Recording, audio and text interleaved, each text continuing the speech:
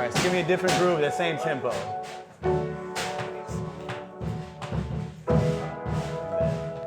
But the reason why the phone rings is because of this. So it may sound a little boring and mundane by itself, but that's exactly what the person standing in front of me, that's what they really need. You know, they need these notes to be full and in tune and just like, you know, like they're just sitting in a comfortable chair.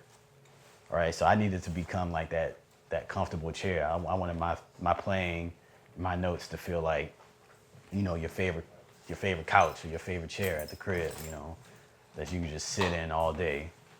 So that's what I started working on. So, you know, that's the thing about the instrument that it's such a, I'm still learning and unpacking every day is, you know, how to just make better decisions. And when I'm playing, that's what I'm really looking to do is, okay, what's the best thing to play right now? You know, not what's the most like hip and cool, what you know, what's going to make the audience go, woo. And, you know, it's the, you know, the decision making. And that comes more from here than from here per se. Yeah, and then there's so many different approaches, there's so many different ways to play the instrument. And somebody walkie-talkie over here? You know, and it also there's so many different ways to approach the instrument. So, you know, as I mentioned, like we're talking about just that when you get to that level. So, I think somebody's like walkie-talkie. Yeah, it's just kind of studying all the different styles and different approaches to the instrument has been. Can we find it? I'm sorry, I didn't. Okay, yeah, no, it was kind of distracting. Okay. Yeah, so I was saying, you know, studying the different styles of bass playing too. So checking out Ray Brown and seeing how he approaches playing the instrument as opposed to somebody like Sam Jones or Paul Chambers or Ron Carter or Christian McBride or Dave Holland or Stanley Clark. You know, these are all greats in their own right, but they all play the instrument so differently. And, you know, they could all, if they all came in here right now and played this same instrument, played one instrument, you would hear as many different sounds as there were people that played it. So, you know, just developing my own sound, you know, is sort of a journey. You know, you kind of get to this point where, you know, you guys are at the phase probably where you're learning and transcribing a lot of solos. Probably learning very closely. Hopefully, that's what you're doing. You know, like really learning things in a very exact way, and just doing a lot of copying and transcribing. And you know, my mom could tell you, you know, how I sounded like. You know, she heard the records playing and would hear me play and was like, oh, you sound like, oh yeah, I know where you got that from. You know, I know where you got that lick from. You know, so I was just copying my heroes and just straight up stealing. Like you just gotta steal. You gotta steal for a long time.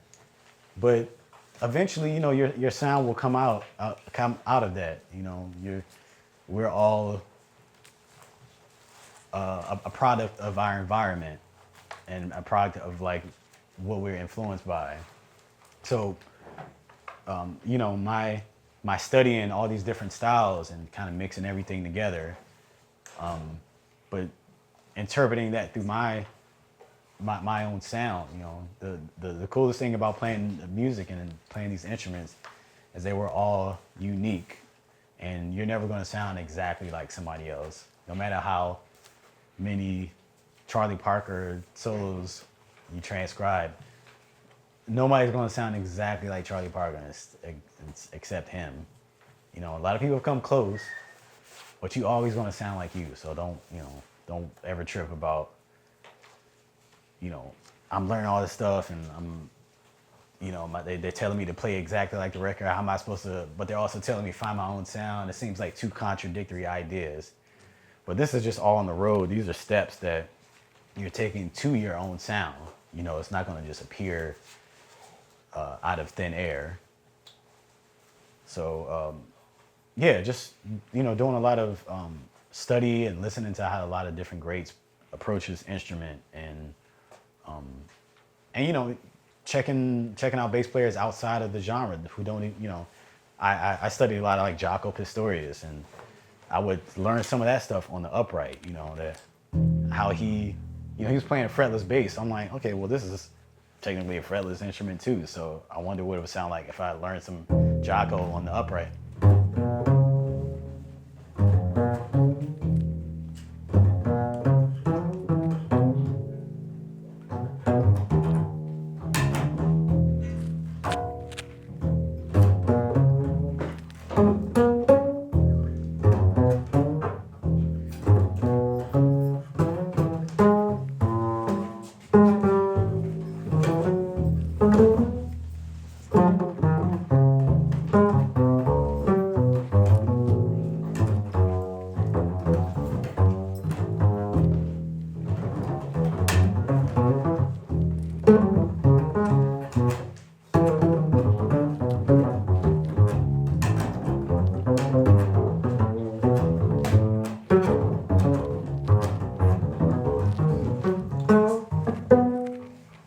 All right, so, I'm just kind of taking,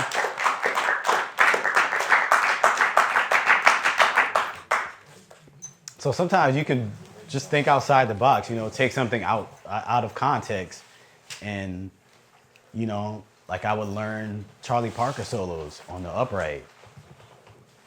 That's not what he's playing is not designed to really necessarily fit on the instrument. So what it forced me to do was like adjust my technique and like figure out how to do it and execute it on this instrument. And then what it turns to is like, oh, you got something that's a little bit different than everybody else. So that's kind of like the hack to like really getting something very unique. It's just take something out of context, out of the maybe if you're a saxophone player, learn a guitar solo or transcribe Ella Fitzgerald scatting.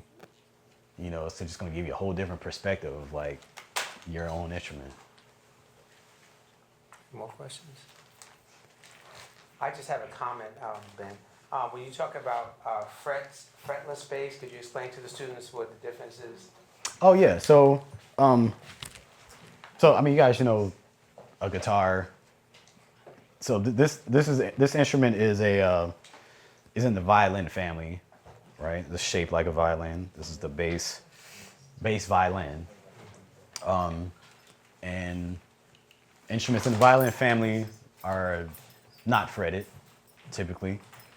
And so like a guitar, the notes are fixed and the intonation is fixed according to the frets. So, when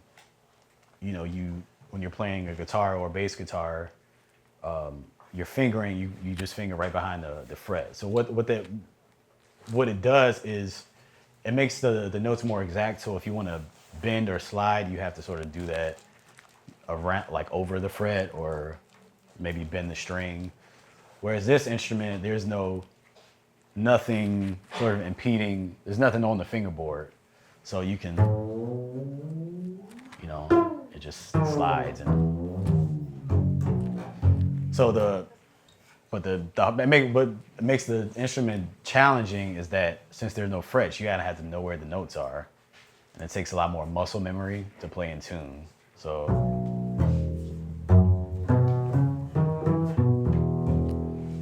I actually used to practice in the dark. That was like kind of my hack to start playing better in tune, because I didn't want to like rely on my eyes to know where the notes are, so I could like close my eyes and still play in tune.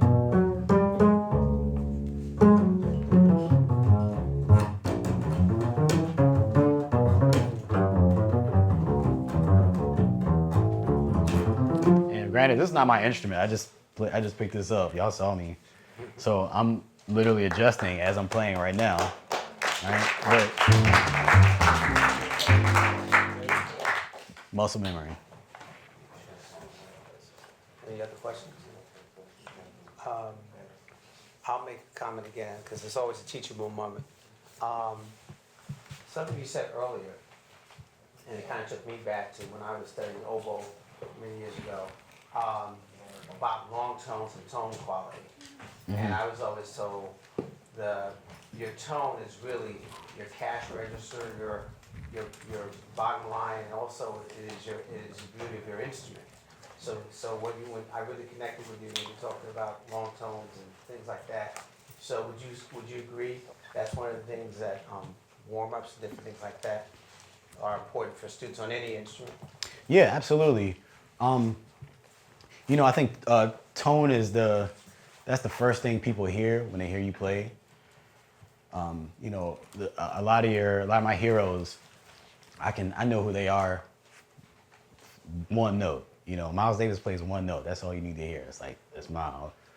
Ray Brown plays one note, and I know it's him. Jocko plays one note. So that's not technique. You haven't even gotten to a point where you got to hear their technique yet, but you do hear their tone.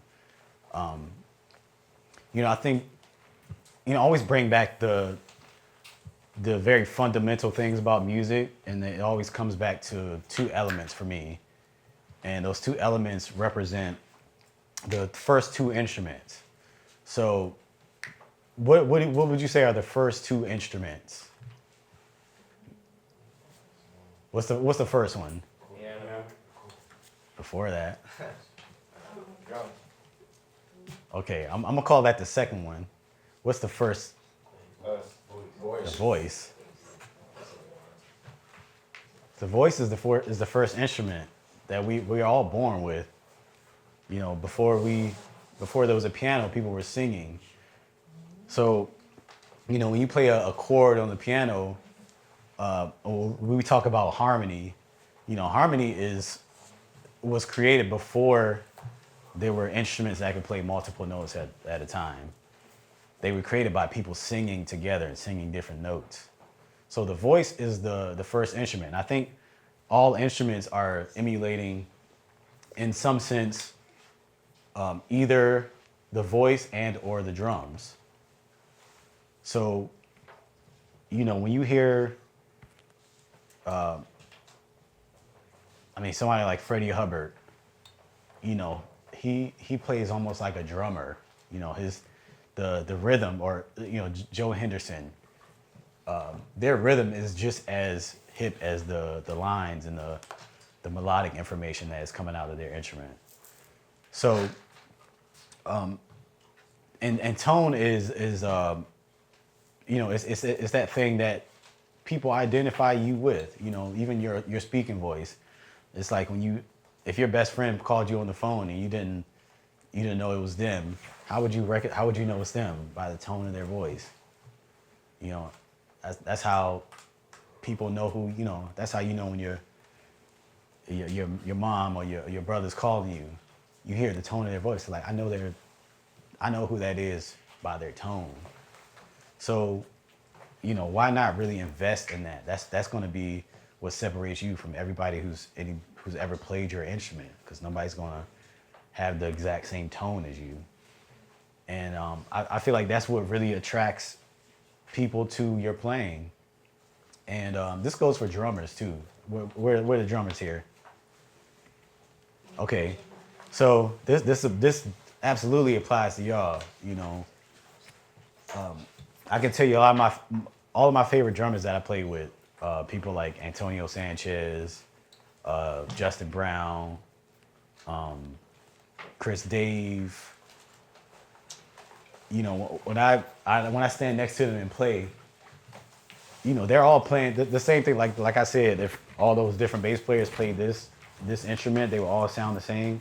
The same thing would happen if they all played this drum set. They would all make this drum set sound totally different and it would sound like them.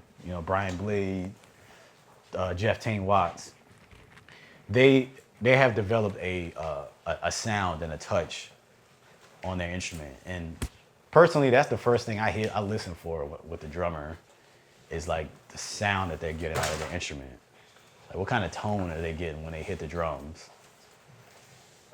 Is it getting in my way, or is it like giving me space? And that's not technique, that's not speed, that's not facility, that's tone. That can make it either easy for me to play with you or difficult to play with me.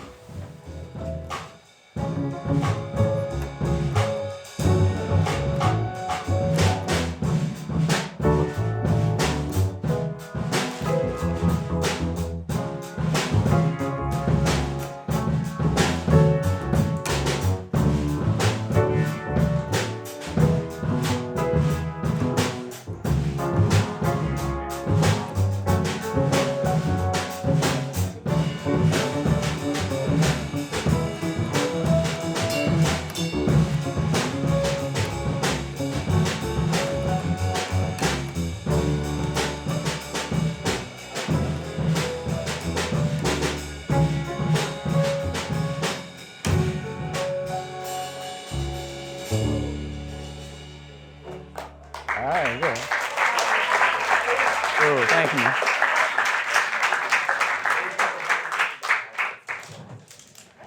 Cool, thank you. What's your name? Gabrielle. Y'all give it up for Gabrielle coming up. And Ruben.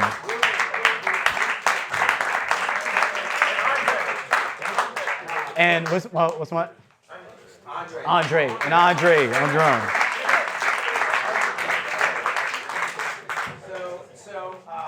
I noticed about that time our bus is going to be waiting for us, but we want to give Vince and the NJ Pack team, Mark Rose, the whole team, Rosa, everybody, give them a hand.